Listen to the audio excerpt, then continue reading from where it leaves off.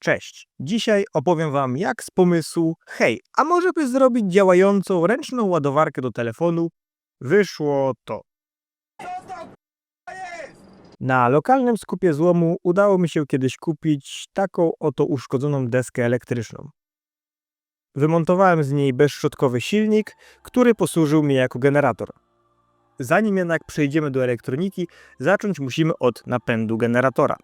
Tutaj wykorzystałem swój świeży nabytek, czyli skaner 3D. I już pojawił się pierwszy problem, ponieważ idealnie okrągły element z powtarzającymi się wzorami stanowił duży problem dla urządzenia, a może bardziej dla nowicjusza, który pierwszy raz nim operował. Musiałem użyć markerów, które były w zestawie, żeby skaner się nie gubił.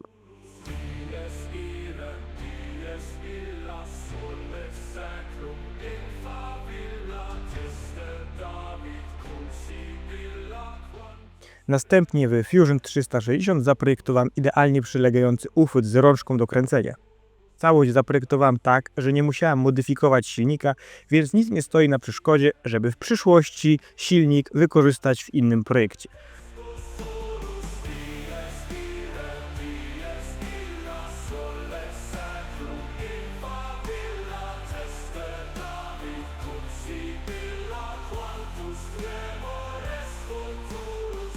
Teraz czas na elektronikę.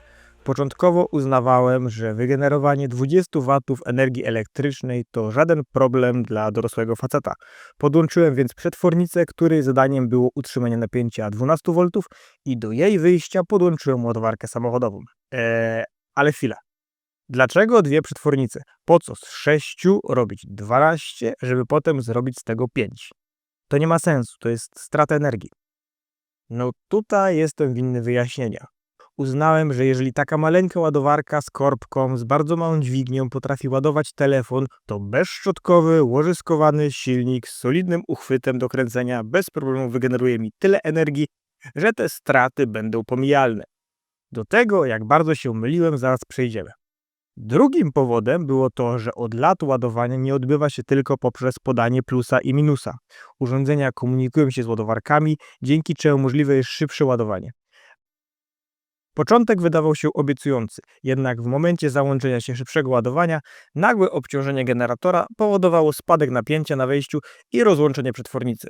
Ładowanie odbywało się skokowo. Załączenie ładowania, załączenie szybszego ładowania, spadek napięcia, rozłączenie. Nie dość, że przez większą część czasu kręciłem luźno bez obciążenia, to jeszcze takie skoki napięcia ani nie są zdrowe dla sprzętu, ani nie ładują efektywnie telefonu. Zmieniłem więc koncepcję i z układu wyrzuciłem ładowarkę samochodową. Ustawiłem przetwornicę na odpowiednie napięcie i mamy sukces. No tylko, że nie. Telefon pobierał 45 A prądu i o ile utrzymywałem wysokie obroty generatora, całość ładnie działała. Jednak wystarczyła chwila zwolnienia, zachwianie napięcia i telefon ograniczał moc do 0,15 A. A opór na silniku znacząco malał. Żeby przywrócić pełną moc ładowania, musiałem rozłączyć telefon lub przestać kręcić. Pojawił się też inny problem. Otóż przetwornica nie obciążała w równym stopniu generatora. Kiedy kręciłem z taką szybkością, że energii było za dużo, czułem, że układ naprzemiennie załącza i rozłącza obciążenie. Oczywistym stało się to, że muszę mieć coś, co ustabilizuje mi napięcie, czyli pakiet akumulatorów lub kondensatorów. Potrzebowałem czegoś, co może zostać rozładowane do zera i nie będzie miało problemu z ponownym ładowaniem. Pojemność magazynu w zasadzie nie grała roli, ważne, że był w stanie wygładzić przybieg napięcia.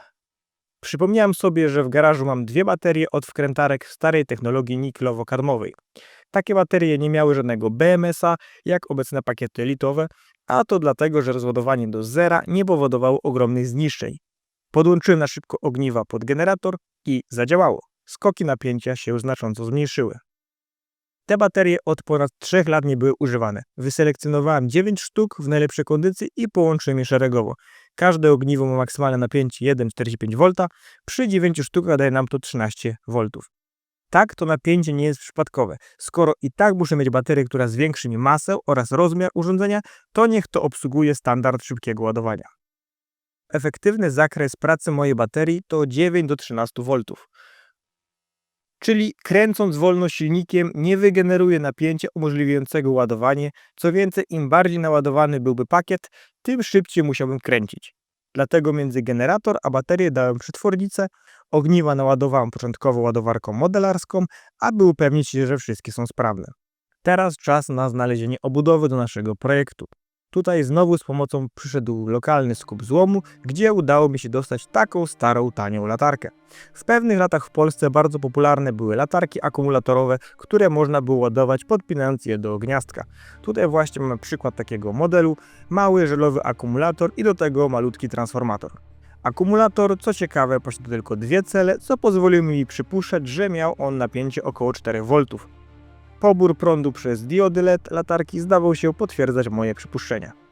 Zeskanowałem latarkę skanerem 3D, dzięki temu mogłem zaprojektować mocowanie silnika, które idealnie pasuje do obudowy latarki.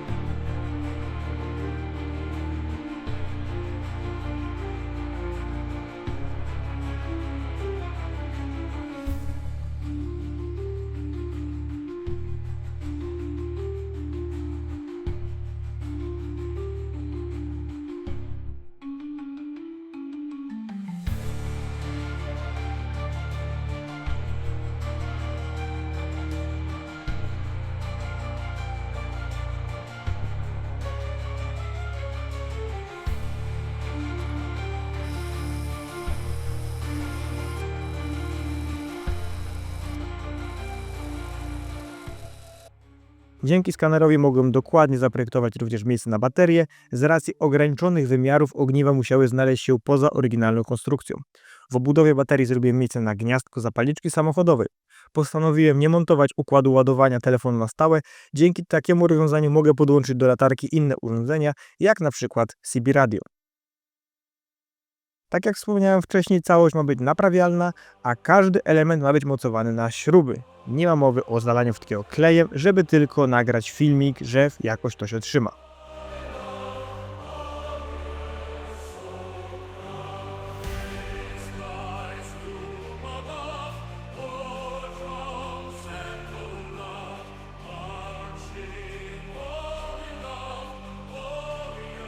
Latarka posiada z jednej strony otwierany panel LED, zapewne oryginalnie był projektowany jako lampka do czytania. Pod nim postanowiłem umieścić woltomierz i amperomierz, aby kontrolować stan akumulatora. Swoje miejsce znalazły też tam włączniki, jeden odpowiadający za włączenie miernika oraz przetwornicy generujący napięcie dla LEDów, a drugi włącznik uruchamia dodatkowy panel LEDowy. Skręcałem całość 2 godziny, nie pomagał w tym fakt, że używałem przewodów z demontażu i każdy z nich miał inny kolor.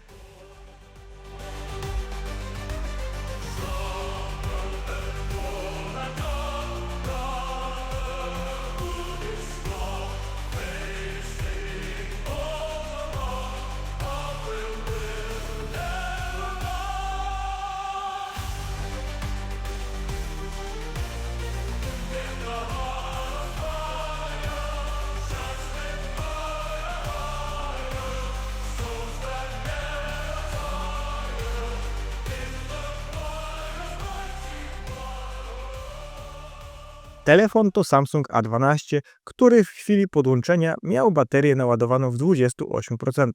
Po kilkunastu minutach napięcie na baterii spadło pod obciążeniem do 6,5 V, a wskaźnik naładowania telefonu pokazał 36%.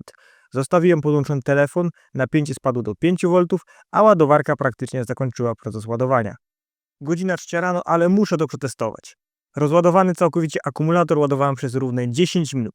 10 minut szybkiego kręcenia, aby wpompować jak najwięcej energii w pakiet. Po tym szybkie podłączenie do ładowarki i efekt jest taki, że naładowałem równe 0%.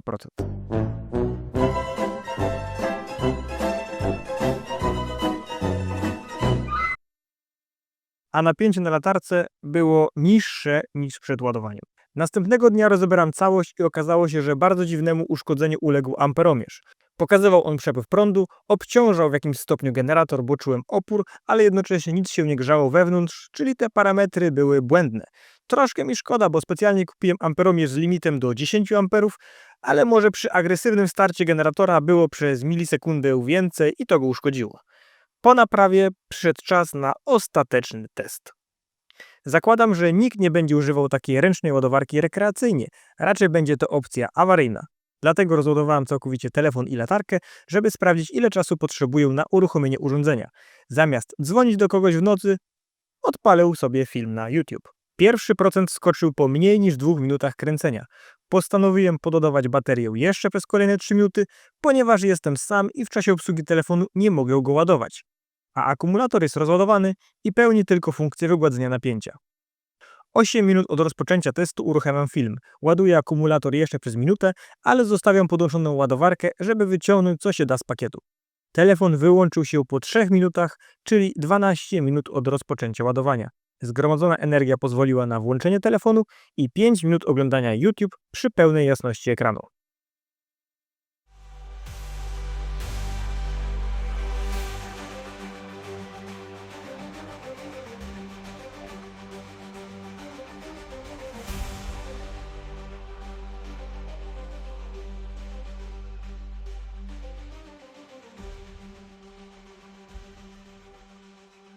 W czasie, kiedy budowałem to coś, w moje ręce wpadła oryginalna latarka napędzana właśnie dynamem. Postanowiłem ją rozebrać. Mamy w niej silnik środkowy połączony z przekładnią i małym akumulatorkiem magazynującym energię. Postanowiłem porównać wydajność obydwu urządzeń.